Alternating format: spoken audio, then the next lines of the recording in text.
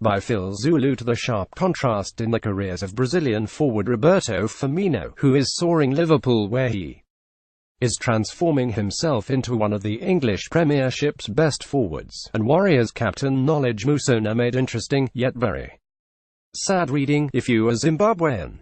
Knowledge Musona is pictured in action during the Bundesliga soccer match between FC Schalke 04 and FC Augsburg at Veltins in Gelsenkirchen, Germany, 1 September 2012. Photo burn THISSEN while Musona remains trapped at a modest Belgian club KV Oostend. Firmino is now one of the finest forwards at five-time European champions Liverpool. It's hard to believe that just a few years ago, the duo shared the same dressing room in Germany. So, how did things go different to such an extent that Musona was even, at one stage, loaned back to Kaizer Chiefs in South Africa, and speculation remains rife he could return to Superdisky again. The shocking differences highlighted by the contrasting careers of the two former teammates is a clear indication of how the football market works at the highest level of the modern game. I totally agree with what our local football intermediaries have said, but it goes further than that. Good agents do not make the right contacts, but they also guide the right players on the individual development at the earliest opportunity before they reach maturity stages of, say, 26 years and above. The majority of our players to have potential when you look at them, but the development pathways from 1,419 years, then 1,922 years and thereafter, is where our major problem lies, due to various issues of poor expertise on technical coaching, competitive and quality game exposure, non-existent scouting networks, and the harsh effects of mediocre football settings that registers a 100+ ranking on the global stage. The comparisons that have been made on Musona and Firmino are perfectly sound and a true measure of how the game works at the highest level, without any doubt.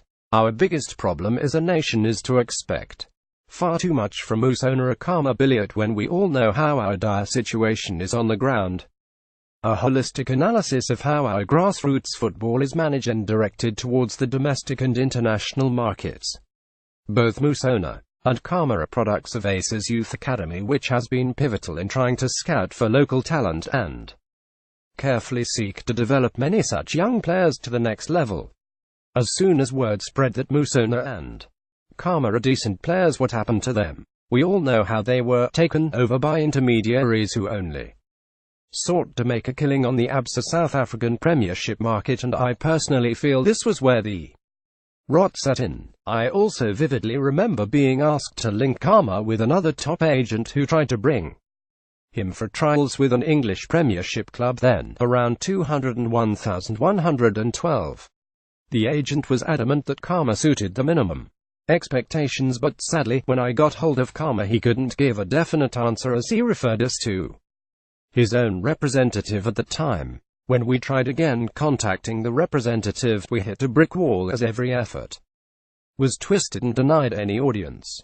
We then inquired on a few close contacts who confirmed to us the horrors behind the arrangements of how Karma was managed. In February this year, the Herald reported that Musona was also given a chance to crack into England, and he reportedly said he was not one for trials and would only come here if a deal was already in place for him. Musona turned down a chance to prove himself at an English Premiership club at a time he was struggling to make an impression in the German Bundesliga, but then accepted a loan move back to Superdisky for a second spell with Chiefs.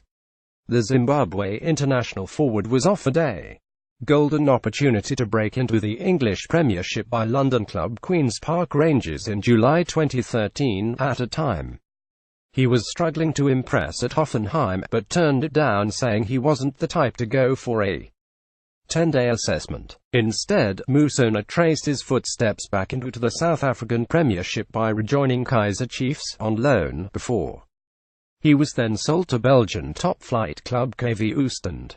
Queen's Park Rangers, who were then in the English Premiership, and under the guidance of manager Harry Redknapp, wanted to assess Musona for 10 days before finally making a decision whether to sign him or not in July 2013. The deal had been facilitated by Zimbabwean agent Kenny Mapeza. On behalf of Queen's Park Rangers Football Club, I kindly request the temporary release of Knowledge Musona to join us in a trial assessment at our club for a duration of 10 days. Redknapp wrote in an official request to Hoffenheim. On July 4, 2013, the player is expected to arrive in England at the possible earliest date. We thank you for your efforts. Mapeza, who was handling the deal, says Musona told him he wasn't comfortable with an assessment. Knowledge is the one who said that he wouldn't come to England for trials when he wasn't getting game time in Germany. That's around the time he was loaned back to Chiefs, said Mapeza. It breaks my heart that Karma Bulliot isn't playing in Europe while week in and week out we watch average players playing in top leagues here. To break into Europe, you need to have an agent with the right contacts. Players back home don't believe that we can help them with their careers. Most of them are ill-advised. It's heartbreaking. I have tried to help local lads and I will continue to do so. A few months after Musona turned down a chance to break into the English Premiership, Queen's Park Rangers turned their attention on another Zimbabwean international, Ovidi Karuru, and invited him for an assessment. He was then playing in France, but that deal never materialized and Karuru is now playing for South African outfit Amazulu.